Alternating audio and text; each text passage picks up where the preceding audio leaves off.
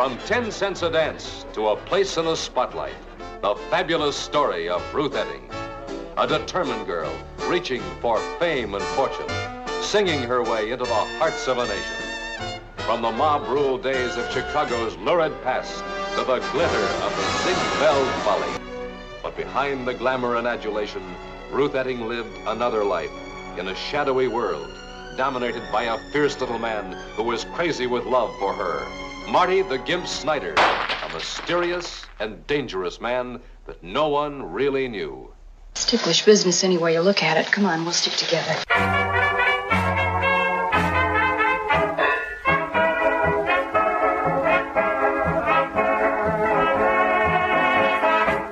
Hello, everyone, and welcome to Ticklish Business. I'm Kristen, joined as always by Samantha. Samantha, how are you? I'm great. So ready to talk about Doris Day in May. Yes. And we have, at the top of the episode, a special announcement. We now have a third amigo to add to the Ticklish Trio. Yes, we are the Ticklish Trio once again. We have the fantabulous Emily Edwards joining us. Emily, how are you? I am so good. I am so excited to be here. Can I be the Martin Short of the three amigos? That would be an ideal situation. I think we all want to be Martin Shorts. Emily, you probably heard her on our 6 weeks with the Thin Man series that we did last year. She also does the fantastic Fuckbois of Literature podcast, which I've been on and you should listen to. And now she is a part of Ticklish Business. I'm so excited. She is here to, yes, talk about Doris Day in May as we talk about 1955's Love Me or Leave Me. But before we talk about that, we'd like to briefly remind everyone that you haven't checked out our Patreon at patreon.com/ticklishbiz, then you should. We do additional bonus pods, including doubled features looking at remakes and based on a true podcast looking at biopics and true crime. We just wrapped up our classic film March Madness. We also have 2 hours of TCM Classic Film Festival audio, intros, and the entire Russ Tamblyn conversation. That is all available over at patreon.com/ticklishbiz. We also give out regular care packages of movies and gifts and let you guest on an episode. And don't forget my book, But Have You Read the Book? 52 Literary Gems That Inspired Our Favorite Movies is out now. You can pre-order that wherever you get books. And Emily has a new book out. Emily, you want to tell people a little bit about it and where they can buy it? Very sweet of you. Thank you so much. If you are a fan of noir movies and classic detectives, I have a classic detective novel series where the Rosalind Russell-esque character gets to be the PI. So it's called Girl Friday Mysteries. The first one is called Viviana Valentine Gets Her Man. The second one is Viviana Valentine Goes Up the River, and that one is brand new. That's all I'm going to promo. But thank you for the opportunity. I appreciate it. If you haven't visited our Redbubble shop, we have some fantastic artwork up there designed by our own Samantha Ellis, as well as some great commission pieces from the fantastic Terrence Hiltz, who you probably know on Twitter at Cooler K Hiltz. Our newest ones that he has designed for us include a Myrna Loy-centric May the 4th Be With You piece called Welcome to the Loy Side. He also did a fantastic tribute to the weird as hell trailer that promotes The Moon is Blue involving a bear. You can see all that on our Twitter page, but you can get that on mugs and all sorts of other things over at redbubble.com/people/ticklishbiz. So let's talk about Doris Day in May and Love Me or Leave Me. This was Doris Day's big, serious, dramatic turn, directed by Charles Vidor. It's a fictionalized account of jazz singer Ruth Etting, played by Day, and her marriage to gangster Marty, quote-unquote, the Gimp Snyder, played by James Cagney, who made her a star. Can definitely see why people consider this Day's best work. As somebody who had been mired in bubblegum films and was this representative of untouchable femininity, to play a drinking, torchy type of saloon singer turned Ziegfeld Follies girl, I see the appeal. Samantha, Emily, what was your background with this prior to us talking about it? I actually have never seen this until yesterday. Really crazy, because I'm a huge Doris Day fan. And as we were talking about a little bit before recording, I like James Cagney too, at least the more that I'm watching of his films. I really like Yankee Doodle Dandy. White Heat is one of my all-time favorite noirs. I appreciate him. And then I saw Footlight Parade at the TCM festival, and I thought that he was so great in that. This, I feel like I walked into it with so little information. All I knew was that it's Doris Day and James Cagney, and that a lot of people think that it's Doris Day's best movie, and it's a little more dramatic than other things that she does. I had no idea how much more dramatic or exactly what would be going on, but I was really thrown for a loop. I like Doris Day quite a bit because probably the first Hitchcock movie I ever saw was The Man Who Knew Too Much. So I know her from the big belting Que Sera, Sera scene. She is the clincher of that movie. She's amazing. I was telling Kristen before we started recording, I don't think I've ever seen a James Cagney movie before, which is a really interesting thing to say as someone who writes noir mysteries. And oops, I'm embarrassed. I like Doris Day a lot. I also just genuinely respect her for her body of work as the untouchable blonde next door. She has comedic chops and things like that. So I was really surprised to see her in this particular role. I just saw Gypsy for the first time this summer, and I was expecting it to be a little bit more that, and it wasn't. It's just a really, really fascinating little pinpoint in the career of this woman who's super, super famous, but not for stuff like this. No, it's remarkable to look at her filmography leading up to this, because 2 years prior, she had the huge hit Calamity Jane.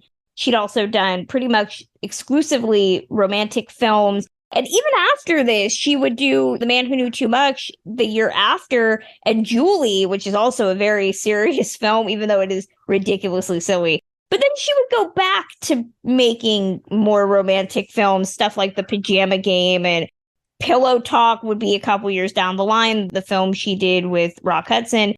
She would get stuff like Midnight Lace, but this really did usher in a very brief string of serious dramatic films for her. And she's very, very good. What I was struck by in this rewatch is how there seems to be two schools of thought with this movie. What the movie is supposed to accomplish for Doris Day and what the movie is supposed to accomplish for the movie. And it's the problem that you get with a lot of singers that are personalities, right? You see this with something like Funny Girl with Barbra Streisand. What is a big criticism about Funny Girl? That movie is set in the rolling 20s or the vaudeville circuit, and Barbra Streisand looks like it's 1965. She makes no effort to be a part of the time period. It is the Barbra Streisand show, and this story works well around her. In this case, I don't necessarily know if it works, because Doris Day does not look like Ruth Etting. If you look at Ruth Etting, she has very strong features, kind of a homely girl. Doris Day is full Doris Day glamour. And this is supposed to be set in the 1920s, but she looks like 1950s Doris Day. There is very little attempt to ingratiate her with the time period. And that does create this disconnect, because you never forget that this is Doris Day. Not Doris Day playing a character, Doris Day in a Doris Day movie, which makes the movie's darkness feel fake or phony. It just doesn't jive with everything. The opening scene, she starts off and she's a taxi dancer waiting at a club, and she basically gets paid to dance with men.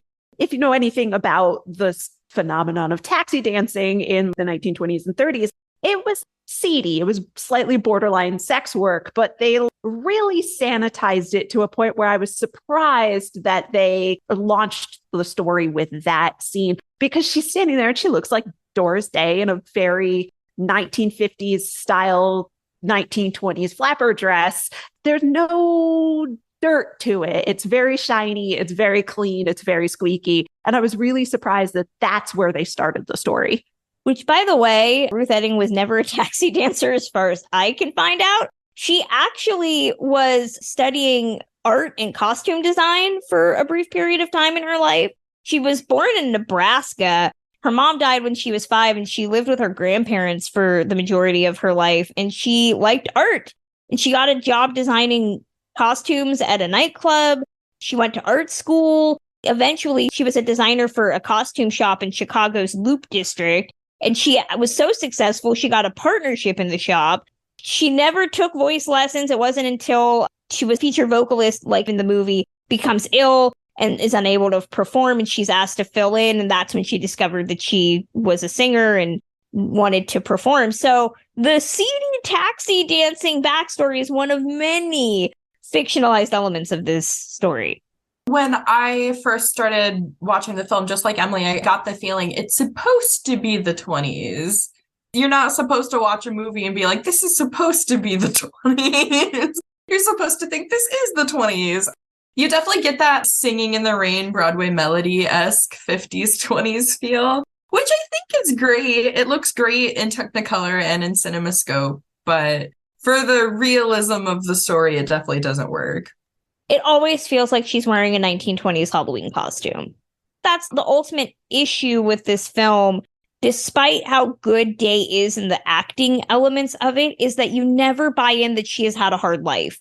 Ruth Etting didn't. She had a hard life when she got married and she became a performer. But leading up to this, you're not buying this presentation of Ruth Etting's life, especially with Doris Day, that she was this taxi dancer. It doesn't even give us any of the backstory about her life. It's like she was born from the head of Zeus. She has no life that starts before this scene in the opening of this movie, which is a problem because you really don't understand.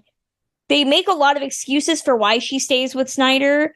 Even if we had given the backstory about a woman who seemingly grew up not knowing poverty, all of the basic things where you're like, oh, this is why she would stay. We don't give her any real depth into that. It's just, oh, she owes him. But why? One of the things that I didn't quite grasp, because it's Doris Day start to finish, is the exact expanse of time that this takes place over. Doris Day looks like Doris Day, however old she is when she's filming this, from start to finish. So I couldn't really grasp if she was made a star over the course of 3 months or 10 years. It was really difficult for me to grasp how much she, air quotes, owed her husband for doing all this. Aside from a little bit of gray hair dye in the piano player's hair towards the end of the movie to show that time has passed, I didn't really quite grasp how in it she was with the mob. She met Snyder in 1922. They stayed married until she divorced him in 1937. So that's over a decade. And based on what I've read is that he met her while she was performing, dumped his first wife because he was married, and married her in 1922, the year they met. The movie gives no real sense of time. It just says at a certain point after she's left the Ziegfeld Follies, they get married as a means of her thanking him for all he's done. Historically, none of that is true. They got married even before she became a Ziegfeld Follies girl. We all know, going into these biopics, we do a whole secondary bonus show about biopics. A lot of the fiction is why people like these stories. And that is its own problem because people do not research like us all the time. And they take the movie as gospel. That was even truer in the classic film era where we didn't have the ability to research. You saw the movie unless you were going to the library and were reading a book. You didn't really have access to the wide breadth of history. As a film, this is certainly a fun, very formulaic. All of the musical biopics that they did in the 40s through the 50s have a very clear formula. This is no exception, which is two characters meet. There's a powder keg of conflict, but the music's so good, damn it. Can't we just appreciate the music? You see it in something like My Gal Sal, which I saw for the first time this year, which I did not really care for. You see it even more egregiously in something like Cary Grant's Night and Day, which is the Cole Porter story about how Cole Porter was completely heterosexual, which is hilarious. And this, it's not really in either extreme. It's not ridiculously offensive to changing a character's sexuality, nor is it so banal you can't enjoy it like My Gal Sal. Apologies to the My Gal Sal fans. The fictionalization of it does turn this into a borderline Douglas Sirk melodrama. Oh, for sure. This one, again, I had no idea what to expect going into it. I did not expect it to be quite so toxic of a relationship. You definitely see, as you mentioned, the dynamic of her owing him and whether she owes him or not and for what. I don't know if you guys read about the scenes that were cut out of the movie for the censors. Those are Far worse. By the end of this, I was like, oh my gosh, this guy is the worst. Although I will say I probably would have entered the same situation from the beginning. It looked good at first. It was very realistic in the ways that it developed the layers of abuse. Definitely didn't expect it from either of these actors. I want you to talk about the cutscenes in a second, because the fact that this movie starts with him seeing her at the club, she's just kicked a guy because he's tried to assault her. She gets fired. And he says, hey, I think you have talent. I'm interested in you. But he says at a certain point, once they start dating, that at first it was just a hookup sitch. He was not really into the long term, but now he realizes she has talent. It goes back to the nature of persona. There are so many personas in this movie that has to compete with the nature of the story, right? Doris Day's persona is bubbly positivity, and that is at odds with the real Ruth Etting story. So Ruth Etting in this movie is never dour enough to be depressed. She's just trying to find some optimism. I owe him. Oh, but we're doing really good. It isn't until the other guy, Johnny, shows up, played by Cameron Mitchell, that you see this romantic triangle conflict. And it never really feels like she wants to escape Snyder because of the abuse. It's more just, oh, well, I love Johnny, which, by the way, his name was not Johnny. We Americanized it. A lot of things had to be changed to make this movie as all-American as possible. But then you have James Cagney, who had played so many gangster characters as a second hat to him, but had also changed that persona in 1942 with Yankee Doodle Dandy, and then comes back to it here to play this really just abusive, horrific character. But was I the only one who thought that the movie tries very, very hard to sympathize him? He keeps telling her all the time, I love you. And everybody's like, he's got no one. No one likes him. Everybody hates him. You're the only one he's nice to. I really felt it was a very clunky way of saying, yeah, he sucks, but just look at how pathetic he is. Lend him a hand because no one else likes him. He has a real hangdog expression throughout the entire thing, to the point where, like, before he starts doing really, truly horrific acts of violence, I almost started feeling bad for him. And I felt like I was a traitor to myself and my own values. I was just like, oh, he just threw a vase. Who cares? No, this is threatening behavior from a man who kills people for a living. Why am I feeling this sympathetic towards this person? I know the facts behind this, but man, James Cagney really plays up the sad, dour little man. He does it so well, and I hate it a little bit. It's probably the strongest portrayal in the actual movie. It's like the strongest bit of acting and sympathy to the character in the entire film. James Cagney, throughout the whole film, I totally agree. The emotion that you see in his face. For both of these actors, this is just such a great full circle moment for both of them. I can definitely understand why this was made, because for James Cagney, you've got these musical parts, you've got these dramatic parts, you've got these gangster parts. I mean, he doesn't have any numbers himself, but this rolls all of that together into one. Doris Day, we've talked about, as Alicia Malone puts it, her huffs and puffs that she has in her movies compared to obviously her bright, sunshiny optimism. And of course, all of her amazing numbers. So I feel like this, again, also puts it all together into one film. So I think that's why a lot of people think that this is the best for them both. I don't know if I agree. There are just some movies that highlight them individually that I like a little better. But for both of them, they work opposite each other really well. There seems to be a pretty significant age gap, but it's not even something that we think about compared to some of the other ones that we talk about a lot, like Sabrina and Love in the Afternoon. That is another thing. For the 50s, they did fairly well. I don't know how much age difference was between the real Ruth Etting and Snyder. This movie, I was happy did not go for the obvious having Doris Day act like she's this babe in the woods. Although they said that the real Ruth Etting, when she met Snyder, was very naive, which makes me believe that she was far younger than Day is playing her in the film.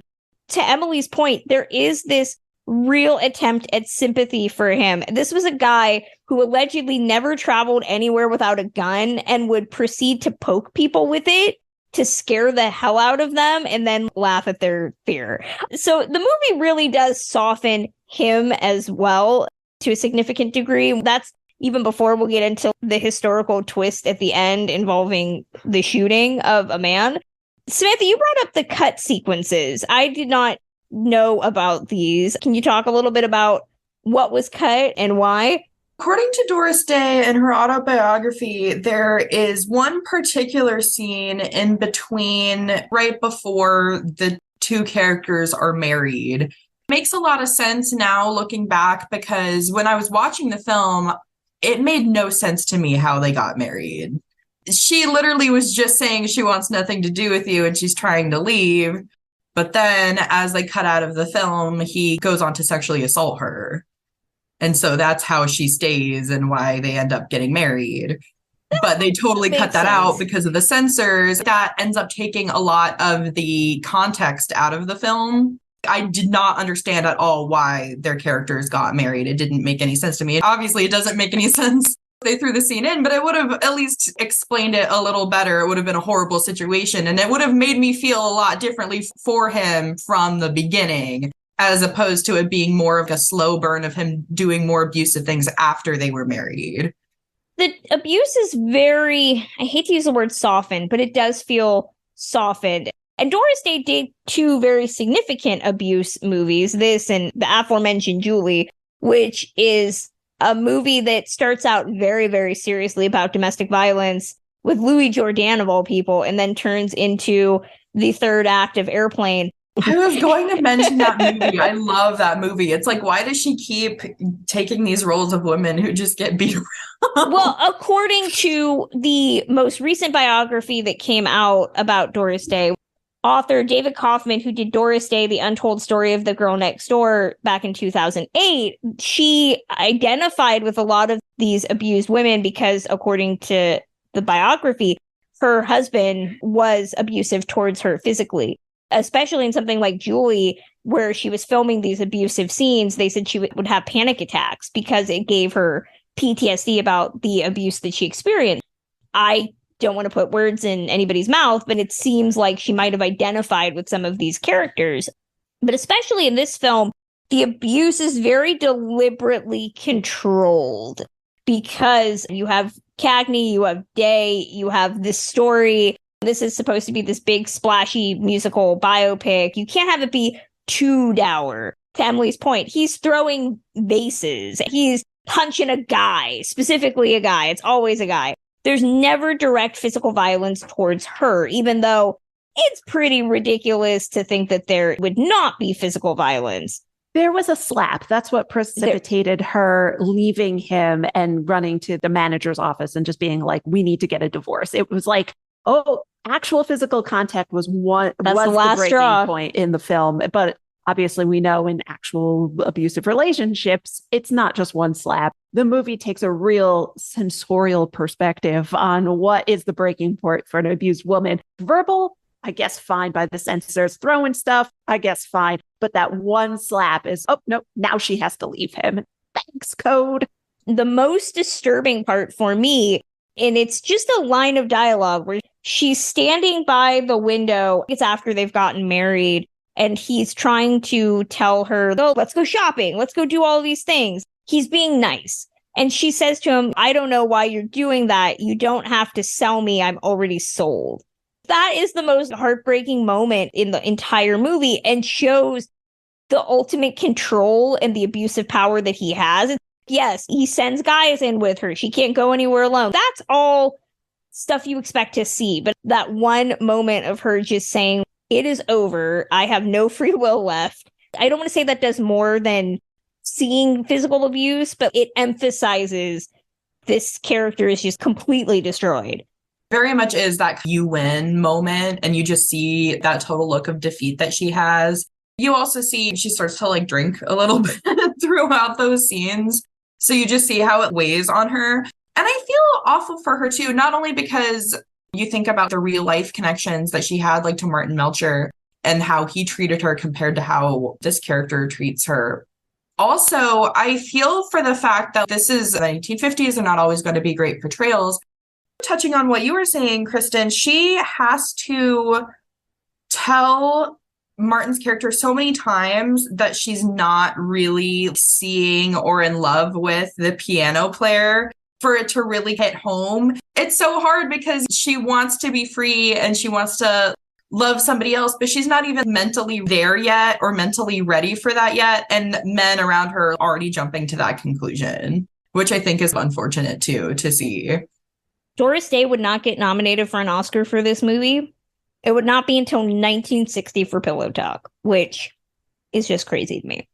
That is so crazy. I think she really deserved a nod for Calamity Jane as well. That's my favorite of hers as far as her really stretching the limits of her acting and her singing and dancing. But this one, she deserved a nod for it. The fact that James Cagney got his third nomination for this and she didn't get nominated, even though he gave her top billing, is so crazy. It goes back to a lot of the complaints we have about the Oscars tending to nominate the supporting cast, or at least anybody else but the women or the people of color. Because this was nominated for actor for Cagney, screenplay.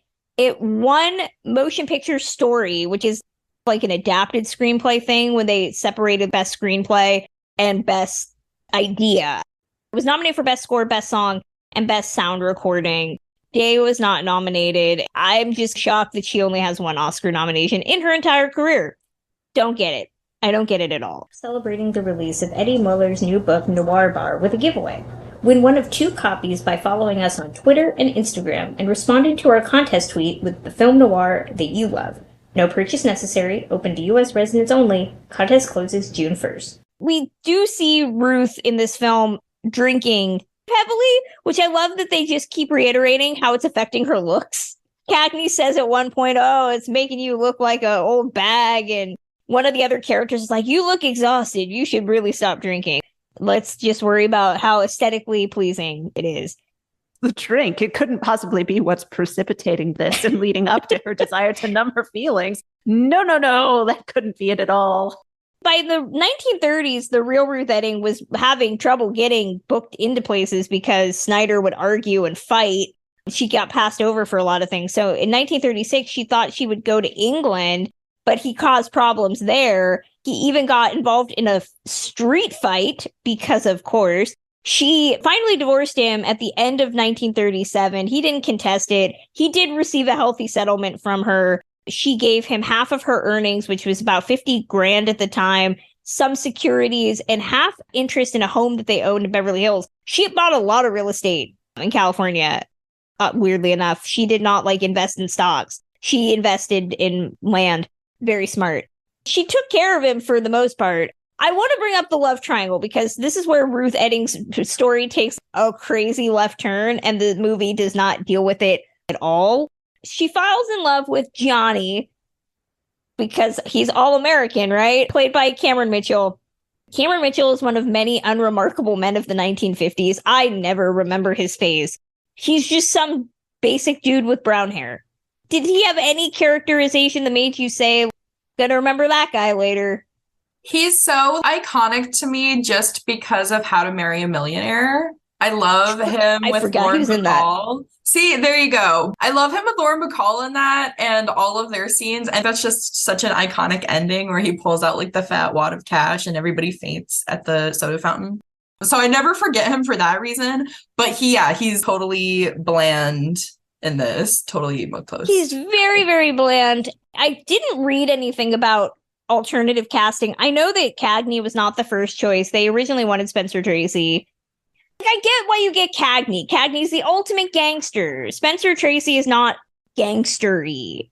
He's just a jerk. I would have never been able to see him the same. No, that is absolutely a man who you hire in order to just be rough around the edges. You don't really want to marry, but maybe he has a redeeming quality, like a very thick bank account, but not head of a life of crime. He just has no crime family in him at all. I was like, okay, if you want to get Spencer Tracy with some heft, maybe Lawrence Tierney. I could see that. I don't get the Spencer Tracy thing, but Cameron Mitchell, I'm assuming, was always involved in this. But Johnny is just not particularly dynamic, and maybe that is the allure, that he's just a normal guy. He's not really that special. He spends a lot of time telling Ruth that she should leave Snyder. She's talented, that he loves her. When I've seen Doris Day have heat with an actor, I always shill for her and James Garner in The Thrill of It All, which is probably Doris Day at her sexiest. And that is a relationship where you believe that these two definitely want more than just to hang out with each other. Here, I don't feel any palpable chemistry between the two of them. This is a guy that's offering you a way out. I'm not seeing love of your life. Want more Ticklish business? Join us over on Patreon alongside patrons Melanie, McF, Jacob Haller, David Floyd, Danny, Christine Mier, Andrew Hoppe, Amy Hart, and Allie Moore. Patrons listen to episodes 48 hours early, receive regular guests, and can even guest on an episode of their choice. Patreon also helps us create content like our TCM Classic Film Festival audio episodes and series like 6 Weeks with the Thin Man, Being Elvis, Based on a True Podcast, and doubled features. It's all on patreon.com/ticklishbiz. And don't forget to get your favorite Ticklish Biz moments immortalized on merch at our Redbubble shop at redbubble.com/people/ticklishbiz. Redbubble is the home for our Gene and Judy Makoko mugs, as well as our May the 4th Welcome to the Lois side art crafted by artist Terrence Hills. We thank you for your support. Now back to the show. The way out is it if he's going, you have talent, I can see it, I can get you out of here, but you're playing at the same lousy club. He can't get you out. He can't even get himself out. This is a very incredibly strong promise from a guy who is also playing at the same lousy nightclub, and he's not even the main piano player. He's the guy who plays for the dancers, not the headlining act. He can't do anything for her, and I think she realizes that in the beginning. She's like, this is a line, and I said no because I wanted to say no. And then she's like, I went with the gangsters because at least he's got pull in the city. But at the end, you're like, okay, I guess there's something there now, but still not enough. In my opinion, there's still not enough. I totally agree. I felt that way very deeply. I also felt like he wanted her just for the sake of wanting her. He didn't really give any reasons for why he liked her. He didn't even know that she could sing. It was really just like, she's cool, I like her, just from the very first look, and nothing's ever explained about that. You don't get chemistry because it's never established. It's just an immediate, I want her number, but nothing really else to follow that up. Well, Emily brings up a good point, which I forgot to bring up when talking about Day, which is that the film doesn't want to make it seem like she's using Snyder for connections to get a leg up. Is she a manipulative character? That's what I kept going back with. The movie doesn't really want to say Doris Day is playing a manipulative character, but the character is somewhat manipulative, right? Snyder calls her out on it a handful of times. He says, where is it going to end, kid? When she sabotages the headliner in order to be the headlining act at the seedy little club, he's like, you've got some bite to you, little one. He's like, I see what you're doing here. But I feel like the movie definitely says, oh, no, she doesn't have any machinations, but the characters understand that there's machinations. It's a very weird thing where the characters in the movie understand how cutthroat they are, but the movie tries to downplay it in a way that I was ultimately confused about. It's very, very weird. And it makes you wonder if maybe they had cast somebody different. Originally, Ava Gardner was offered this role. It does make me wonder if Ava had been cast, if we would have gotten a darker, slightly more historically accurate characterization of Ruth Etting. Ava would have been great. Another person that I heard was up for the part was Jane Russell. The thing that would worry me with Jane would be her singing. I love her singing. I think she's a great singer, but it's definitely not even nearly the same style. And I know that Ruth, I believe, wanted Jane Powell, and Jane Powell was originally considered. That would have been really weird, especially with her style of singing. But she looks the part. Jane Powell certainly looks more like Ruth Etting than Doris Day does. But you bring up a good point, which is about the singing style. The real Ruth Etting lowered her voice to be that smoky torch song singer. And Doris Day has a deep voice, but it never feels torch song to me at all. Never. I always feel like it's just Doris Day singing My Secret Love. Ava could have pulled it off really beautifully with her voice. If you go and listen to some of her recordings that are her actual voice, she was a fantastic singer, and she definitely had that smoky nightclub quality. But I would have loved to see Jane Powell stretch her acting talent, Jane Russell too, either one of them. They don't feel quite enough, but with the right director and the right handling, they could have knocked it out of the park. So to go back to the love triangle here, the movie's third act is she divorces Snyder. She wants to finally get together with Johnny.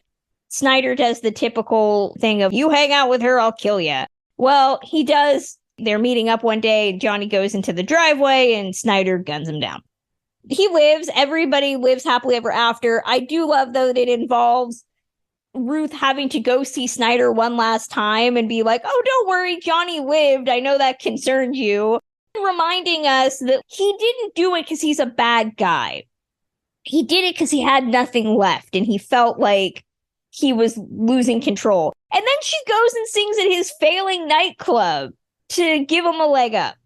Let's remember that. Let's put a pin in this. So the real story, according to history, Edding did fall in love with her pianist, whose name was Merle Alderman, not Johnny, because we can't have too ethnic a name, who was separated from his wife, because again, married. In 1938, Ruth Edding got telephone calls from Snyder, essentially threatening her through the phone. The couple was divorced, but he didn't want her to start dating other men. He told her that he was going to come to California and kill her. Snyder told his daughter from his previous marriage, Edith, that he was going to kill her. He called one evening. Edding took the call with her cousin listening on the phone. She called the police and arranged for private protection. But she thought that Snyder wasn't going to come do anything. So she sent the bodyguards home and told them they're not needed. So in October of 1938, Snyder detained Merle Alderman at a radio station and forced him at gunpoint to go to Ruth Edding's house.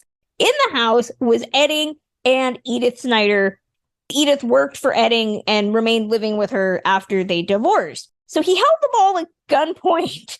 And when told that his daughter was in another part of the house, he made Ruth Edding call her into the room. He said that he was going to kill all three of them. Alderman tried to speak. Snyder shot him. Snyder told Ruth Edding, well, I did what I had to do. You can call the cops now. He claimed that Merle Alderman pulled a gun on him and shot him first, and that his ex-wife wasn't going to file any charges because she still loved him. He also claimed he was drunk when he made all of those threatening phone calls and that he never intended to kill anybody.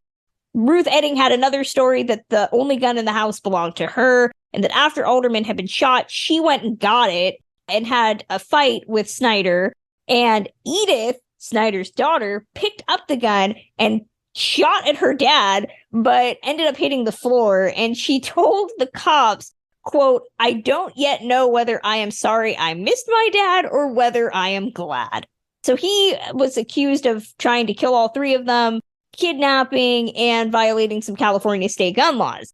3 days after that, Alderman's second wife sued Ruth Edding for alienation of affection. Edding and Alderman claimed that they had this Tijuana marriage in 1938. Alderman's second wife said that was invalid because her divorce wasn't final yet. There was no Mexican marriage as far as the cops could find out. Edding did this big public invitation to Alma Alderman to visit her husband in the hospital to see if maybe there could be a reconciliation. During this big trial, they questioned everybody's marriage, including Alderman's marriage to his wife, Alma, because his first wife, at the time, did not make sense, and they didn't believe that the second marriage was legal. Snyder was a witness for Alma Alderman.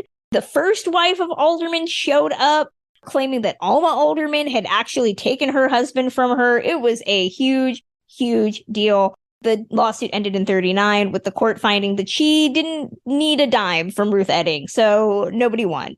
And all of this brought some terrible publicity to Ruth Edding. Snyder kept giving her gifts, which she did take after the telephone threats.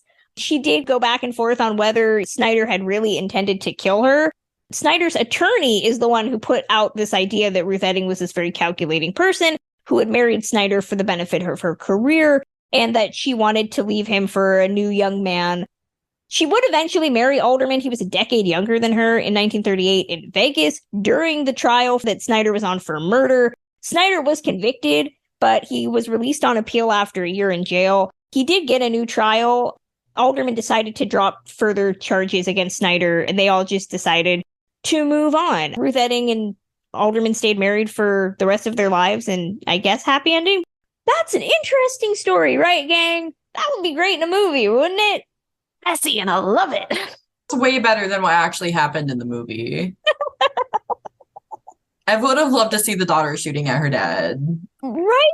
The frustration with these sanitized musical biopics is that the truth is actually better than fiction in many ways. In this case, it showed that these characters are human in a way that the movie does not want to deal with. Like, Alderman was married 3 times. Snyder's daughter hated him. Ruth Etting might have been a calculating woman who continued to take gifts from her abusive husband and then married a younger guy.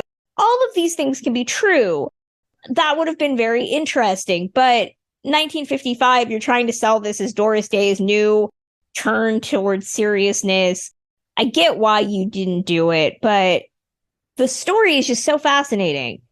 It's so fascinating to see this positioned as Doris Day's turn to seriousness when the movie is incredibly fluffy by all modern standards. My mouth was hanging open when she leaves her boyfriend's bedside after he's like, I've been shot 3 times. And she's like, I know, sweetheart, I'm so happy you're still alive. I have to go comfort the man who shot you.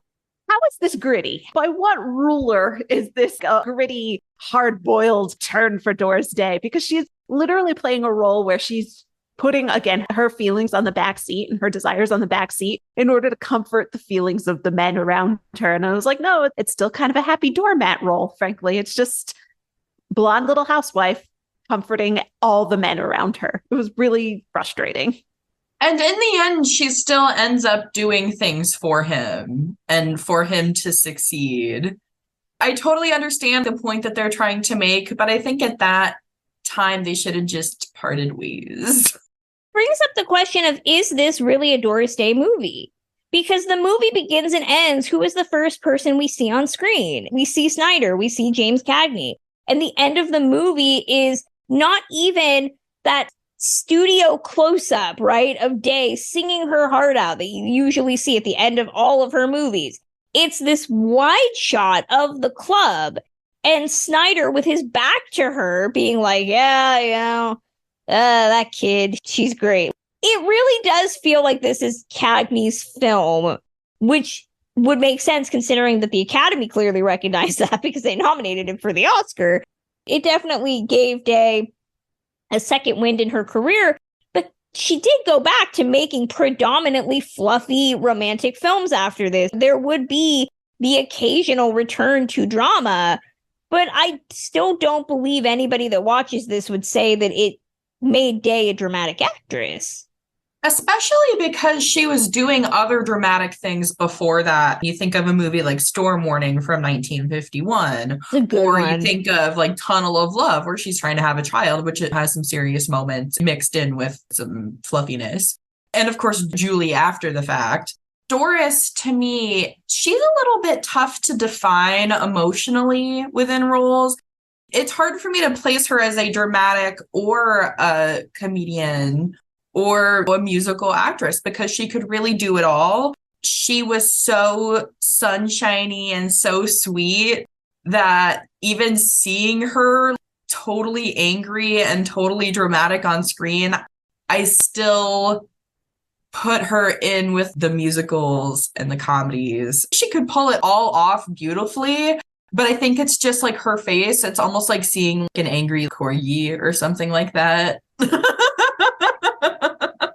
Doris Day, angry corgi. I love it. I love that you brought up Storm Warning, which is a movie that I think everybody should watch. It's not necessarily a Doris Day movie. It's more of a Ginger Rogers movie, but it is so good. It answers the immortal question of what would you do if you found out your husband was a Klansman? Which, if you have not seen it, you should. It also continues to remind me that, you know what, Steve Cochran was one of the best movie villains that does not nearly get enough flowers for being both a himbo and a fuckboy, and also just all around fun to watch in movies. It's my 30-second tribute to Storm Warning. I also have to throw in, now that I'm remembering too, Midnight Lace. That's a weird one that starts out so strong and then just peters out by the end of it. It's been a while since I've seen it. Tell me if I'm wrong. It's Rex Harrison who's in that one, which I hate Rex Harrison, but whatever. It's Myrtle It's Loy. John Gavin, isn't it? It's John Gavin. Right? I was going to say, Doris Day knew her some himbos, huh? Everybody's favorite big dumb baby, John Gavin. And of course, Emily brought up The Man Who Knew Too Much. I think that has some really amazing, serious points for Day. So as far as her dramatic work, it's something she was always doing. People say like, oh, she occasionally stepped into drama, but like she always was doing drama. Honestly, The Man Who Knew Too Much, I know a lot of people that don't like that version. The original version is fun. The 1930s version, I recommend it, especially for having a really great Hitchcock female character. But she actually does better dramatic work in that than in this. Hot take. I would agree. Agree with that. I would agree with that too. Although I do prefer the 30s version of The Man Who Knew Too Much, but I'm incredibly biased just because I love the 30s as a whole. The 30s version is great, if only because you have, it's not a spoiler, the movie's old enough, you should have seen it by now. It culminates with the leading lady having to be a sharpshooter. It's so worth it. Emily, if you've not seen it, you should definitely check it out. I've only ever seen the Jimmy Stewart one, and now I'm like, oh, that's getting queued up this afternoon. Pretty much as soon as we hang up. We all agree there are better Doris Day movies. I don't want to take away anything from Love Me or Leave Me. It is a very fun picture. Doris Day definitely makes this hunt into being a serious leading lady, but I don't know. I think that the problems of the 1950s musical biopic end up undermining a lot of the good for either of the characters. This is more of a Cagney film to me. This is less of a Day movie. She's done better work in other films, but you can't not be just captivated watching her sing 10 Cents a Dance. I definitely endorse it. Go watch Julie. Just turn it off before she gets on the airplane, because the third act, again, is very, very dumb. But there are other examples of Doris Day's seriousness that could go in conjunction with this and build off of it. Emily, Samantha, final thoughts? I hadn't seen this before, and I know some people really, really love this film. A lot of the Doris Day fans say that this is their favorite one. I definitely don't want to downplay the hype. I was really happy to discover it. It's such a hard watch for me, though, because I think about the scenes that were cut and I think about the scenes that weren't cut, even how crazy the emotional and verbal abuse is. This is one that I don't know if I'll revisit, but I am very glad to visit it the once. And I would recommend people see it one time if they're a fan of Doris or James Cagney, because they won't be disappointed with that. It was just a really fascinating foray into two actors that I don't know terribly well, or Doris Day outside of the caricature of Doris Day and the James Cagney outside the caricature of James Cagney.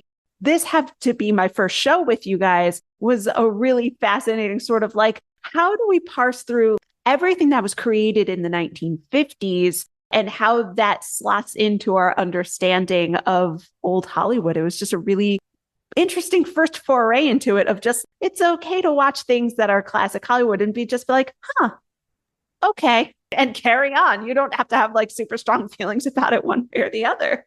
This is a perfect follow-up to our discussion of the crumbling of the code as well, because this is just such a great example of some things that they were showing in movies at the time that I haven't really seen in too many other movies of the 50s, honestly, and I've seen quite a few. If you're following the show and you watch The Moon is Blue and you follow it up with this, I don't think you'll be disappointed with the progression of how you see the code being phased out, which I think is so interesting. Listeners, send us your thoughts on Doris Day. You can email them to us at ticklishbiz@gmail.com. You can hit us up on Twitter at ticklish_biz or Instagram at ticklishbiz. That's going to close out Ticklish Business for today. Please remember, this was mentioned in the mid-roll that you probably already heard, but we are giving away 2 copies of Eddie Muller's book, Noir Bar. As a Doris Day fan himself, we definitely needed to celebrate Eddie Muller and his new book, so we are giving away 2 copies of that. All you have to do is be sure to follow us on Twitter and tell us what your favorite film noir is. If you follow us on Instagram, you can also enter there. As always, you can listen to the show on Apple Podcasts, Spotify, Stitcher, wherever you get your podcasts. Finally got our first new review of 2023 And it comes to us from @BigOrangeTrafficCone. They say, such a great podcast. I find it really easy to get tired of podcasts after a while, but I've been consistently listening for over a year, and every episode is always interesting and great. I love the perspective they give and the diversity of material they discuss. I'm a very casual classic film fan, i.e. I watch TCM but never studied or delved deeper into classic films, and this show is great for learning more, and it makes me so happy that you like it. Yay! Trying to keep classic film accessible for everybody. You can leave us a review over on Apple Podcasts. Please, 5 stars should do. You can, again, follow us on Twitter @Ticklish_biz, as well as on Facebook, Instagram, and TikTok @TicklishBiz. You can follow me over at therap.com or on Twitter and Instagram @KristenLopez88. Smith Ellis, where are you online? Well, you can mostly find me at Classic Film Geek on Twitter. You can find my blog at musingsofaClassicFilmaddict.com, and you can find my Cooking with the Stars posts over at ClassicMovieHub.com. And Emily Edwards, what about you? You can find me across all platforms at Ms. Emily Edwards, MS Emily Edwards. I will be talking about books and movies and writing and all of that jazz as the weeks go on. Probably more on Instagram than Twitter for the foreseeable future. So I'd love to see you there, where I share lots of photos of mostly my pets doing very dumb things. Our Patreon keeps the lights on at Ticklish Biz HQ and gives us chances to do new content like our 2-hour TCM Classic Film Festival audio extravaganza.